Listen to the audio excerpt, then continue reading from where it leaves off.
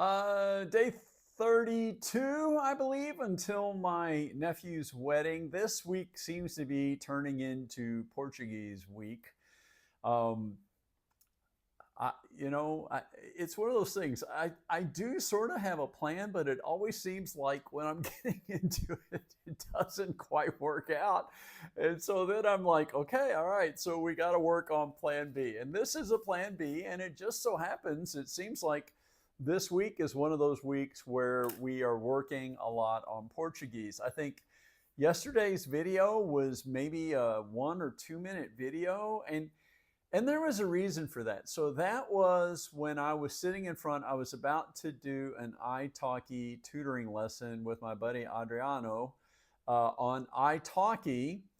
And I didn't really have his permission. And I wasn't sure exactly how that might be. So I thought, I don't know that I can tape or record any part of this lesson. I really wasn't sure. I felt like I probably needed to have permission, maybe even signed permission to do that. So that's why it was just a couple of minutes and I shut it off before the lesson actually started. But I think I did say, and I want to say it again, if you're trying to learn a language and you're looking for language tutors, italki is a good way to do that. You can find often native speakers who will teach you, and it can be, they set their own prices. I don't know exactly how that sharing goes with italki, but they set their own prices, and it could be really inexpensive. Adriano is based out of Brazil, and he charges $12 an hour, which I think is like super, super cheap. And you can look for other people on there. They have rankings and all that stuff so that you can kind of learn and kind of figure out a little bit about them before you sign up. But don't forget that. If you want to learn a different language, a good tool, if you want to tutor, a live tutor might be italki. I dug out my Portuguese Phrases for Dummies. And I was thinking about it the other day. Actually, I think that I already have a copy of this book around here somewhere. So my copy should probably be Portuguese Phrases for Big Dummies. Because I think I bought this book twice. But we'll see. So I found as I was perusing my little book, here's something I thought would be kind of fun. 10 phrases that make you sound like a local. And I'm reading these, I kind of know what they are, but I'm reading them cold. So I'm probably going to have to read some of this. And the first one is nay. And it's like, nay. And that kind of, it's sort of like, right? And so let me tell you what they say. So, nay. And this, now I got to remind you, this is Brazilian, so this could be a little bit different in Portugal. I don't know, but we'll see. So, nay. Brazilians probably say nay more often than any other word or term. It means right. So, for example, they'll stick it at the end of a sentence all the time, like "Você vai para o aeroporto amanhã, né?" And that particular sentence means you're going to the airport tomorrow, right? Nay, right? So you can just add that to the end of any sentence. You can who says there are no rules? It doesn't have to be Portuguese. You can do it at the end of English. And say, hey, you're going to the airport tomorrow. Nay, just say it. Just get used to it. Let people figure it out. They'll get used to it after a while. They'll figure it out. It'll be great. All right. So that was number one. Nay. All right. Number two, ta, like T-A, and it has an accent on the A. Ta. When you're listening to someone talking on the phone and you hear them say, oh yeah, right, uh-huh.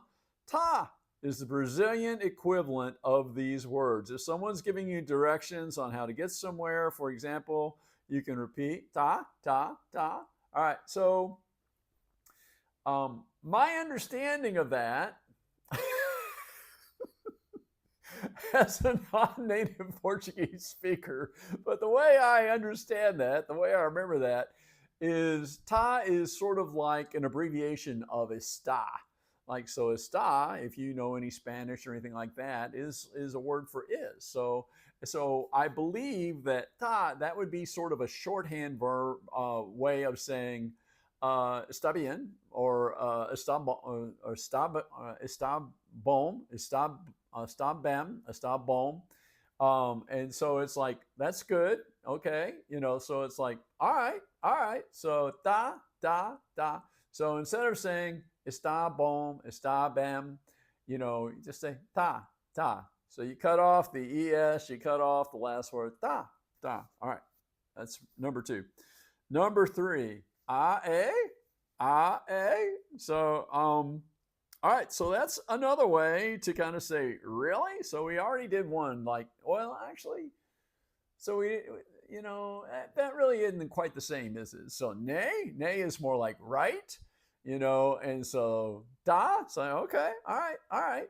And then this is a, really? Really? All right. So that was number 3. Number 4, in Tao. Now, normally that kind of means then, so or then. That's kind of what that means. So here's what they say about it though. In Tao is a major conversation filler in Brazil. People often say in Tao to change the subject or to something more interesting when there's a lull in the conversation. It can also be used to simply say so or then. So in Tao. All right. Sabe. If you know a little Spanish, that you know that word, like sabe. Here's a case where the translation and use of the word is exactly the same as in English. A Brazilian saying sabe is the equivalent of an American speaker weaving the phrase saying, constantly throughout. Imagine 2 people talking on the phone. Person A is telling a story to person B. Person A says, sabe, about every 20 seconds as he talks. So there you go. So instead of saying, anyway, say, anyway, sabe, you might just say that. Just say, next time you're trying to say, maybe you say sabe, kind of get used to it. So, all right. I've lost count. I think we're on number 6. That's 1, 2, 3, 4, 5, 6. All right, this is mayo. Mayo kind of sounds like mayonnaise. Mayo is an easy term to practice, and wow, native speakers, just remember the pronunciation is like mayo in English. Yeah, just like mayonnaise.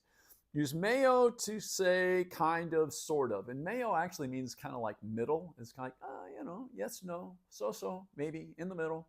So mayo. And and that's what they say. They say when you want to say sort of, mayo.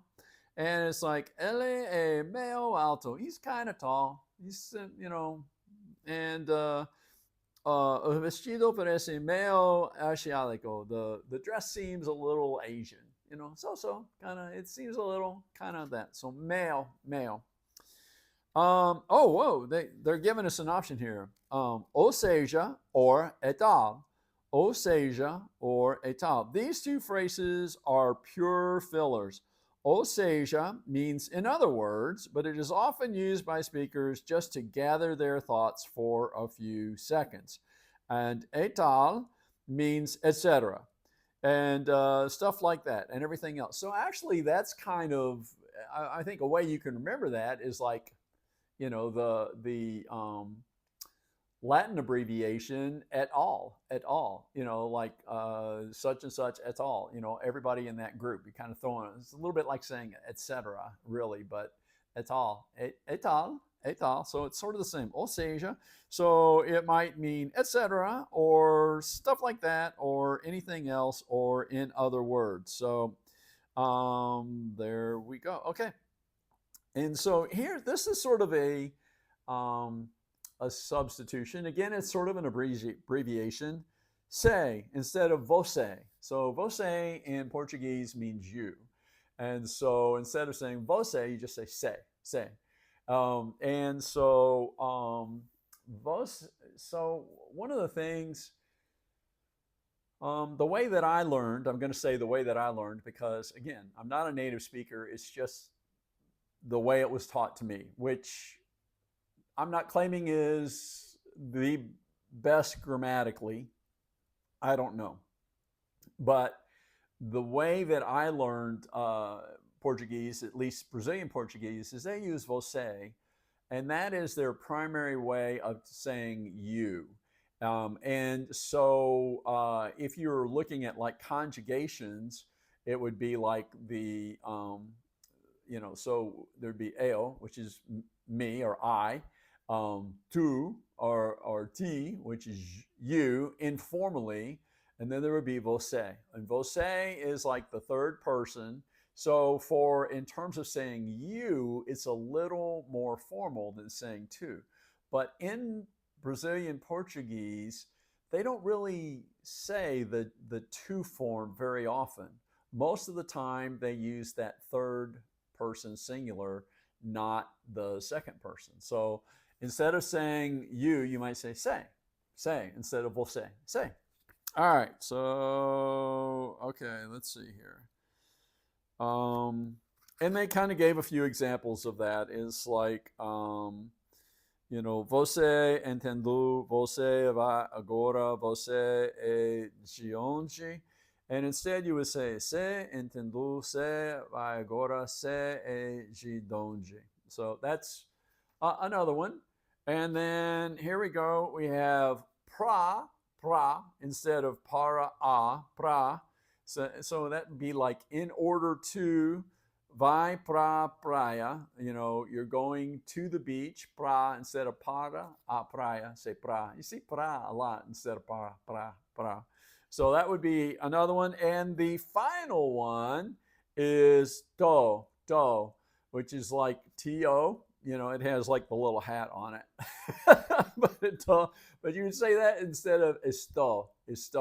So that's one thing where I've heard people say instead of, let's say, how are you?